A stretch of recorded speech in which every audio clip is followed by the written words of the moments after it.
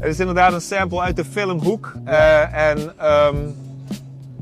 Kijk, toen ik pretpark aan het bedenken was en nog niet echt een knoop doorgehakt had over dat het pretpark zou worden, was ik wel met dat concept bezig met iemand die niet ouder wil worden en constant maar vast blijft hangen in zijn patronen. Ja. En ja, één heel bekend verhaal is Peter Pan in Neverland, die niet uit Neverland wil. En toen ik me daar een beetje in begon te verdiepen, viel mij op dat Hook eigenlijk gewoon de pro-antagonist is, weet je, dus de tegen... Een anti-hero. Ja, de anti-hero of eigenlijk gewoon hetzelfde is als Peter Pan. Ja.